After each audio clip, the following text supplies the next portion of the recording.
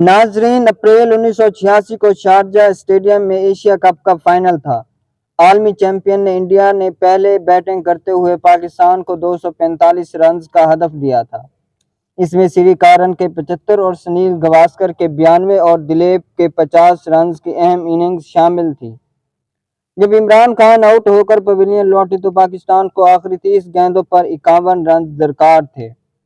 दूसरे सिरे पर जावेद मियांदाद चट्टान की तरह खड़े थे और आखिरी ओवर से कबल अपनी सेंचुरी मुकम्मल कर चुके थे। आखिरी 6 गेंदों पर 11 रन दरकार थे और वसीम अकरम और मियांदाद क्रीज पर मौजूद थे। जावेद ने वसीम की तरफ देखते हुए कहा कि मुझे लंबे हैंडल वाला बैट चाहिए। पाकिस्तान के ड्रेसिंग रूम में ऐसा सिर्फ एक बैट था जो वसीम अकरम की किट में था। वसीम अकरम लिखते हैं कि वो आखिरी ओवर याद करके अब भी मेरे रोंगटे खड़े हो जाते हैं। जावेद को स्ट्राइक पर रखने की कोशिश में मैं रन आउट हो गया, लेकिन जावेद ने चेतन शर्मा के आखिरी ओवर में पहले चौका और फिर आखिरी गेंद पर छक्का लगाकर पाकिस्तान को तारीखी जीत दिलाई। वो बैट मेरा था लेकिन मुझे वापस नहीं मिला। जावेद भाई ने उसको 10 गुना कीमत पर नीलाम कर दिया और ये बात दुरुस्त भी है।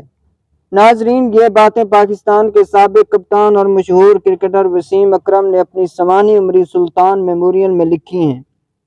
वसीम अकरम की सवानी उम्री को शिद्दत से इंतजार किया जा रहा है क्योंकि उन्होंने उस किताब में और भी बहुत से क्रिकेट की दुनिया के वाकयात से पर्दा उठाया है।